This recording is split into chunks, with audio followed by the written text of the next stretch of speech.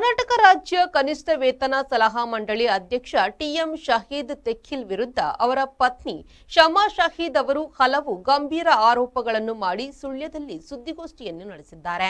ವಿವಾಹದ ವೇಳೆ ತಮ್ಮ ತಂದೆ ನೀಡಿದ್ದ 110 ಪವನ್ ಚಿನ್ನ, ತಮ್ಮ ಹೆಸರಿನ ಆಸ್ತಿ ಹಾಗೂ ಅದರ ಆದಾಯವನ್ನ ಕಬಳಿಸಿ ತಮಗೂ ತಮ್ಮ ಮಕ್ಕಳಿಗೂ ಅನ್ಯಾಯ ಮಾಡಲಾಗಿದೆ ಎಂದು ಆರೋಪಿಸಿದ ಅವರು ನ್ಯಾಯ ಒದಗಿಸಬೇಕೆಂದು ಸರ್ಕಾರ ಹಾಗೂ ಸಂಬಂಧಿತ ಅಧಿಕಾರಿಗಳಿಗೆ ಮನವಿಯನ್ನ ಮಾಡಿದ್ರು. ವಿವಾಹವಾಗಿ 25 ವರ್ಷಗಳಾಗಿದ್ದು ಕಳೆದ 9 ವರ್ಷಗಳಿಂದ ಕಾಸರಗೋಡಿನಲ್ಲಿರುವ ತಾಯಿಯ ಮನೆಯಲ್ಲಿ ವಾಸಿಸುತ್ತಿದ್ದೇನೆ.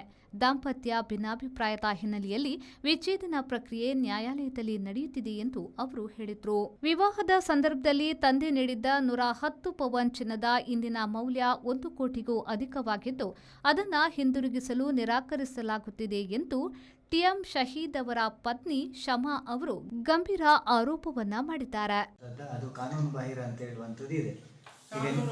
ವಕೀಲ ಮುಖಾಂತರ ನಾವು ಸೈನ್ ಹಾಕಿದ್ದೇವೆ.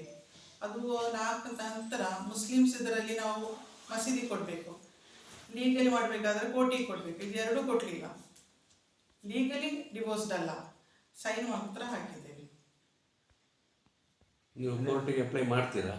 ಕೋರ್ಟಿಗೆ ಆಲ್ರೆಡಿ ಕಾಸರಗೋಡಲ್ಲಿ ಮಾಡಿದ್ದೀನಿ. ಇಲ್ಲಿ ಇವರು ಏನು ಮಾಡಿದ್ದಾರೆ ಅಂದರೆ ನನ್ನ ಬಿಲ್ಡಿಂಗ್ಗೆ ನನಗೆ ಸ್ಟೇ ಕೊಟ್ಟಿದ್ದಾರೆ.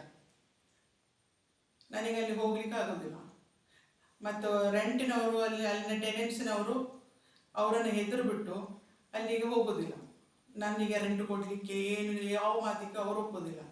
ಎಷ್ಟು ಹೇಳಿದರೂ ಅವರು ಕೇಳಬೇಕು, ಅವರು ಬೈತಾರೆ. ಈಗ ಗಂಡುಂಟು ಅವ್ರ ಕೈಯಲ್ಲಿ. ಮತ್ತು ಆಲ್ರೆಡಿ 6 ಲ್ಯಾಕ್ ಏನೋ ಡೆಪಾಸಿಟ್ ಕೊಟ್ಟಿದ್ದಾರೆ, 2.5 ಲ್ಯಾಕ್ ಬೇರೊಬ್ಬರು ಕೊಟ್ಟಿದ್ದಾರೆ. ಆಲ್ಮೋಸ್ಟ್ 1 ಲ್ಯಾಕ್ ಇದು ಉಂಟು ಅಲ್ಲಿ ರೆಂಟು. ಅಥವಾ ಕಾಸರಗೋಡಲ್ಲಿ? ಈಗ ಕಾಸರಗೋಡಲ್ಲಿ ಕೊಟ್ಟಿದ್ದೀನಿ. ಸುಳ್ಯದಲ್ಲಿ ಅವರು ಕೊಟ್ಟಿದ್ದು ನನಗೆ ಸ್ಟೇ.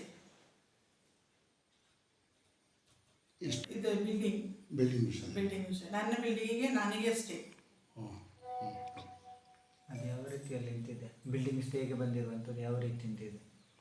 ನಾನು ಅದು ಮಾಡಬಾರ್ದು, ಬ್ಯಾಂಕಿಂದ ಲೋನ್ ತಗೋಬಾರ್ದು ಅಂತ. ನೀವು ತಗೊಳ್ಬಾರ್ದು? ಅಲ್ಲ, ನಾನು ಬೇರೆಯವರಿಗೆ ಮಾರಬಾರ್ದು, ಬ್ಯಾಂಕಿಂದ ಲೋನು ನಾನು ತಗೋಬಾರ್ದು ಅಂತ ಇದು ಕೊಟ್ಟಿದ್ದು. ಈಗ ನೀವು ತಗೊಳ್ಬಾರ್ದು, ತೆಗಿಬಾರ್ದು. ಅವ್ರು ತಗೊಂಡಿದ್ದಾರೆ ಅಂತ? ಈಗ ಅವರು ಆಲ್ರೆಡಿ ತಗೊಂಡಿದ್ದಾರೆ. ಫೋಟೋ ನನಗೆ ಗೊತ್ತಿರಲಿಲ್ಲ. ನಾನು ಆಗ ಸುಮಾರು ವರ್ಷ ಆಯಿತು. ಪವರ್ ಆಫ್ ಅಟರ್ನಿ ತಗೊಂಡು ಮಿಸ್ಯೂಸ್ ಮಾಡೋದೇನು ನನಗೆ ಗೊತ್ತಿರಲಿಲ್ಲ. ಮತ್ತೆ ಗೊತ್ತಾದ ತಕ್ಷಣ ನಾನು ಅದನ್ನು ಸ್ಟಾಪ್ ಮಾಡಿಸಿದ್ದು. ಗ್ಯಾಸ್ ಏಜೆನ್ಸಿಯಲ್ಲಿ ಹಾಗೆ ನಾನು 40 ಲಕ್ಷ ರೂಪಾಯಿ ಏನೋ ಲೋನ್ ಉಂಟು ಅದರಲ್ಲಿ. ಅದು ನಾನು ಪವರ್ ಆಫ್ ಅಟರ್ನಿ ಯೂಸ್ ಮಾಡಿ ತಗೊಂಡಿದ್ದು. ಅದೆಲ್ಲ ನಿಮ್ಮ ಹೆಸರಲ್ಲಿ? ನನ್ನ ಹೆಸರಿಗೆ ಲಾಟ್ ಬಂದಿದ್ದು. ನಾನು ಆನರ್, ಅವರು ಪಾರ್ಟ್ನರ್. ಒಂದು 6 ಮಂತ್ ಆಯ್ತು ಈಗ ಸ್ಟಾಪ್ ಆಗಿ. ಕೊರೋನಾ ಟೈಮಿಂದ ಕೊಡಲಿಕ್ಕೆ ಸ್ಟಾರ್ಟ್ ಮಾಡಿದ್ದು. ಪಾರ್ಟಿಯವರು, ಮಿನಿಸ್ಟರ್ಸ್ ಎಲ್ಲ ಸೇರಿಸ್ಬಿಟ್ಟು ಒಂದು ಮಾತುಕತೆ ಮಾಡಿ ಆವಾಗ ಒಂದು ಇದು ಬಂದಿತ್ತು, ಇದು ಮಾಡಬೇಕು ಅಂತ,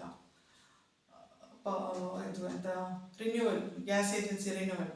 ಆ ಟೈಮಲ್ಲಿ ಎಲ್ಲ ಮಿನಿಸ್ಟರ್ಸ್ ಎಲ್ಲ ಫೋನ್ ಮಾಡಿ ಸೈನ್ ಹಾಕಲಿಕ್ಕೆ ಹೇಳಿ ನಾನು ಸೈನ್ ಹಾಕಿ ಕೊಟ್ಟಿದ್ದು.